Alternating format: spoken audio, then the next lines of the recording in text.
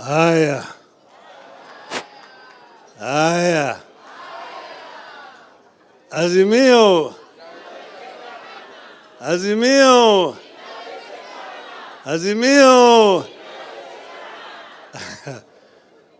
I was not yet ready to make a public speech, but this happened to be one of those few occasions when I must say something.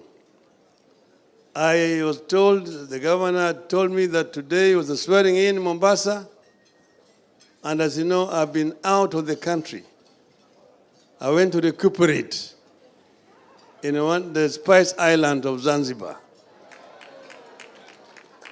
I took my wife and children and grandchildren also to go and heal out of the shock that they got as a family.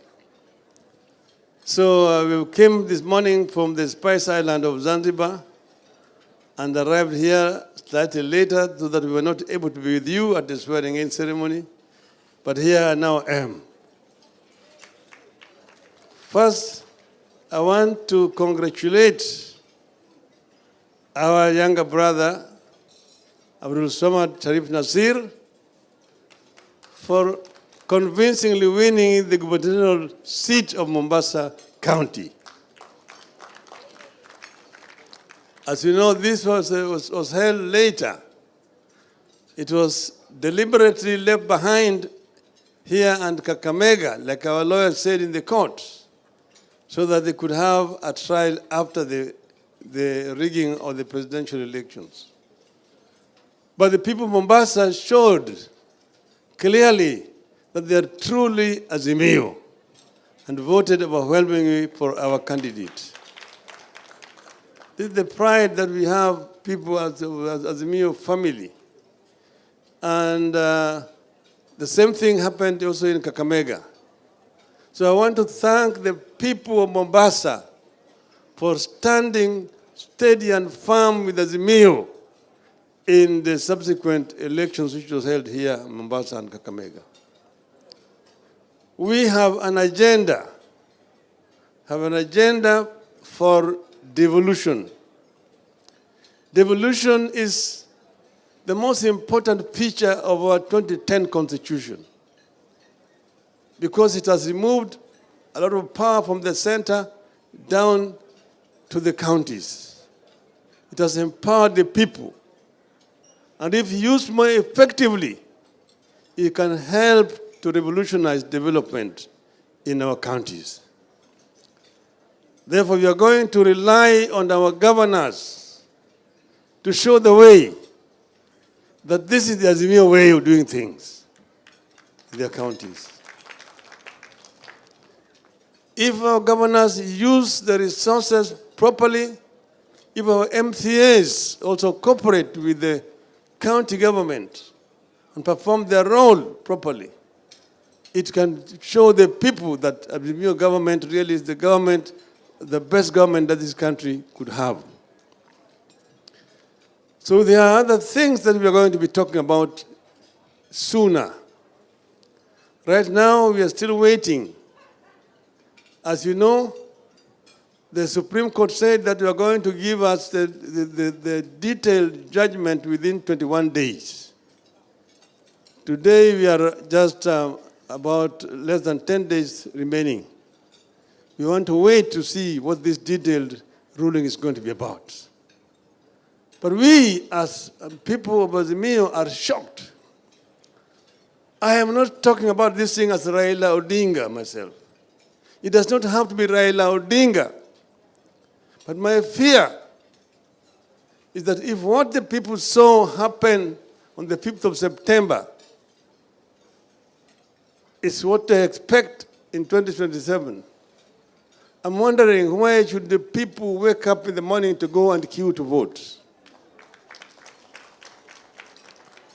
Why should women, the elderly, the disabled queue for so many hours to cast their votes, when at the end of the day, it is a mercenary from Venezuela called Mr.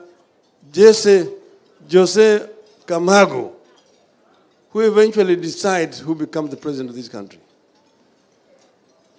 Why would the people waste their time?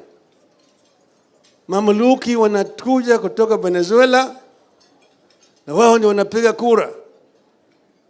Alafu unaonyesha mahakama ile ndio sahihi ya bwana Josea Magu.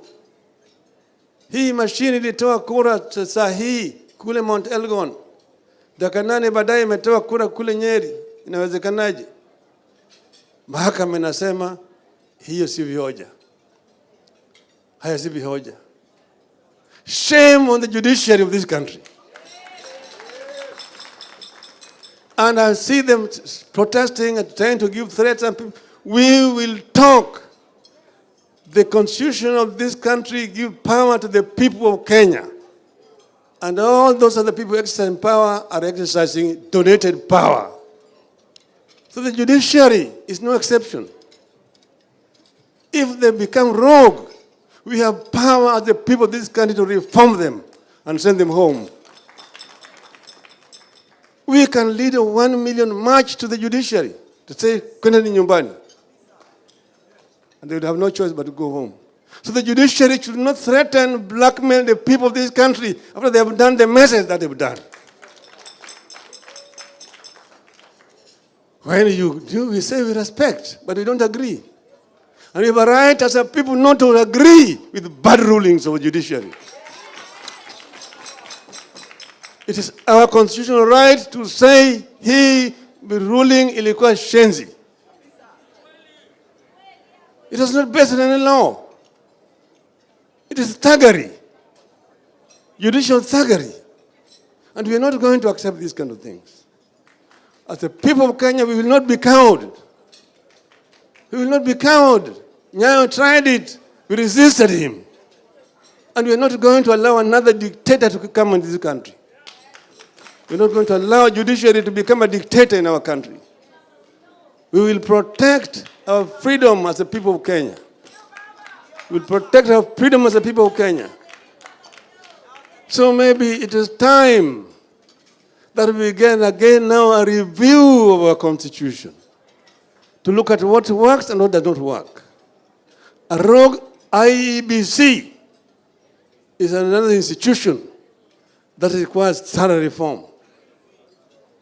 You see 3 commissioners on one side and 4 on the other side. But if the 2 who remained with the chairman are not in there, the chairman is acting like a rogue, alone.